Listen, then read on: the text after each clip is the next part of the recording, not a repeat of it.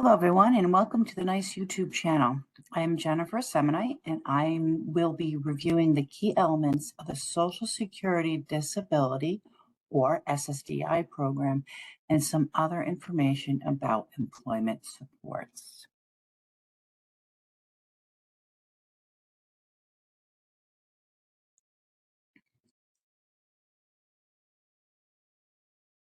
In this short video, I will explain what is the New York Employment Services System, or NYESS, what is Social Security Disability Insurance, SSDI, who is eligible for SSDI, why employment is a good idea, and then share some resources with everybody at the very end. So I hope that you will enjoy our short video. New York Employment Services System, NYESS. What is NYESS? NYESS is a statewide partnership of multiple state agencies. It's a collaborative employment services and case management system. It's a primary employment services data source and a way to connect individuals to local ticket-to-work employment networks. Yet our primary focus is on being a resource for all things employment. NYESS operates under a whole person philosophy and the Employment First framework, which emphasizes that all individuals, even those with most significant disabilities, can achieve competitive integrated employment and a higher quality of life. Our goal is to connect people with jobs, supports, benefits, and other services in a coordinated way. Today, we will be providing an overview of Social Security disability insurance benefits.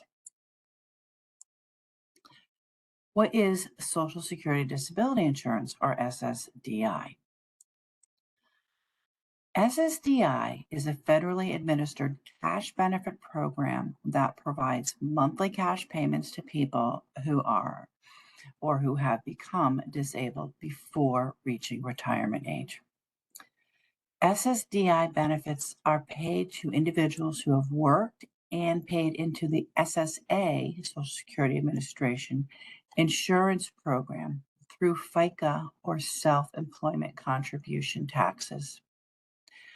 The payment amounts are based on a work history, a person's lifetime earnings before the disability began.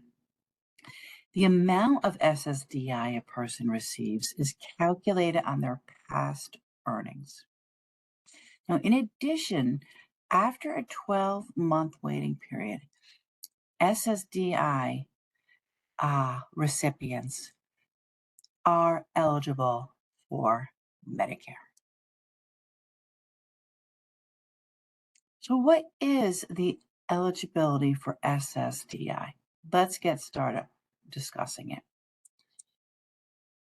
In general, to be eligible for SSDI benefits, a person must meet SSA's definition of disability, be unable to earn above the substantial gainful activity level, and earn enough work credits.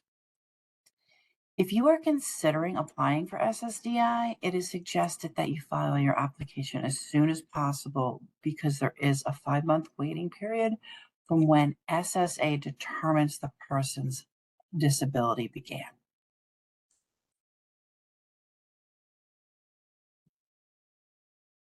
Determining a person's disability for SSDI is a multi-step process. It's not based solely on a person's disability.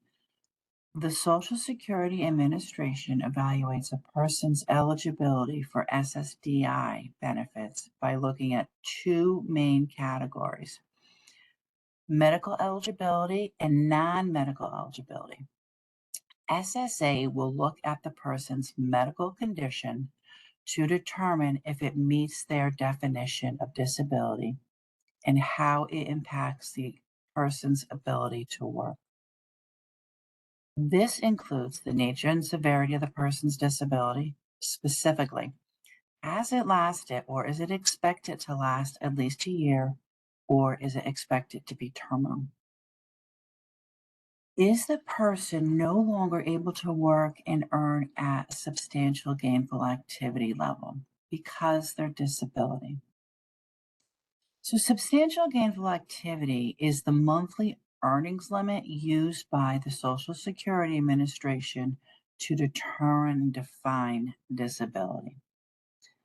It's um, a yearly amount, and in 2026, SGA earnings levels are 1690,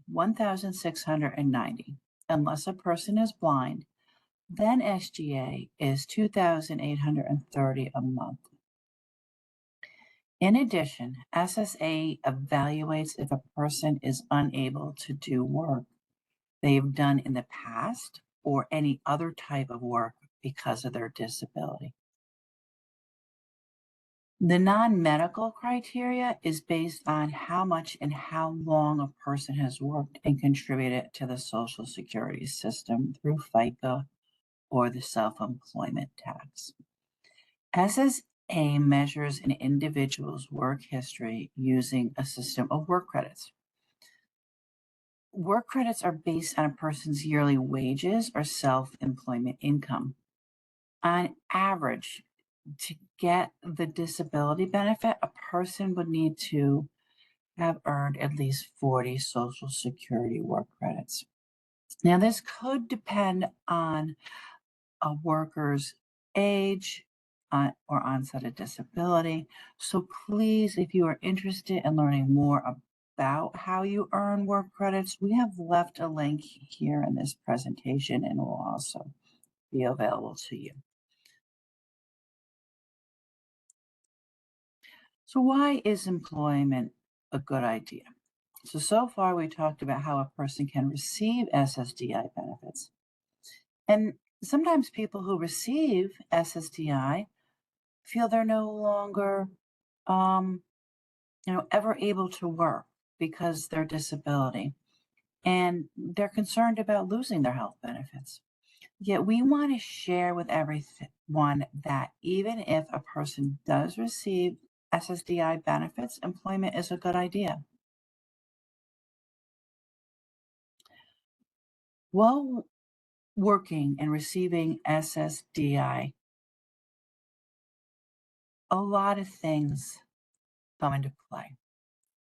Work is a good idea because it's a social determinant of health. And these are factors in a person's life, like the conditions in the places where they're living, where they're learning, where they work, where they play or socialize, and where those environments and how those environments impact their health risks and outcomes. And work, as we know, positively affects a person's physical health, their mental health, and certainly their financial health. Working creates a way to develop social networks, establishes meaningful life roles, which provides purpose, self worth, and overall employment provides improved quality of life for folks. So there's good news. Working while receiving SSDI.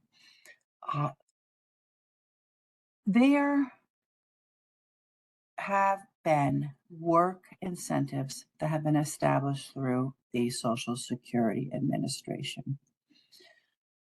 There is the trial work period, which allows people to test their ability to work without losing benefits. Once the person has completed their trial work period, they will go right into what is considered the extended period of eligibility, which continues benefits if the person's earnings stay low after the trial work period. And there's the expedited reinstatement, and that lets a person's benefits be quickly restarted, even if the person's earnings are too high to receive a benefit check. So, if you are interested in learning more about these specific work incentives, we have a video on the SSDI work incentives that is also on our YouTube channel. So, Now that we know that SSA is looking at two main categories to determine eligibility for SSDI. Within these categories, SSA applies a sequential evaluation process involving 5 distinct steps to determine medical and non-medical criteria. So SSA will evaluate if the person is engaging in or can engage in substantial gainful activity, which means 1690 a month or 2830 a month if the person is blind. They'll take a look at, does the person have an impairment that limits their ability to perform one or more basic work activities needed to do most jobs? Does the medical evidence of the impairment meet SSA's definition of a disabling condition? Does the person have the residual functional capacity, or in other words, what is the most the person can do despite their disability?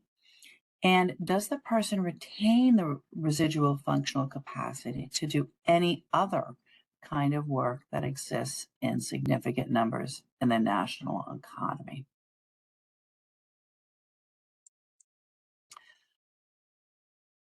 So we hope that you have learned a little bit about SSDI and its eligibility criteria. It's not just about a person's disability, it's about their earnings as well. So we have a bunch of resources that we hope you will find helpful here on our YouTube channel and in our resource page. You can check out our NYESS homepage. Also, we suggest that if you have an opportunity and want to learn more about work incentives, SSA Red Book, published by the Social Security Administration, is always a fantastic guide. We have more information about will I lose my Medicaid if I work, and then the link again to our YouTube channel.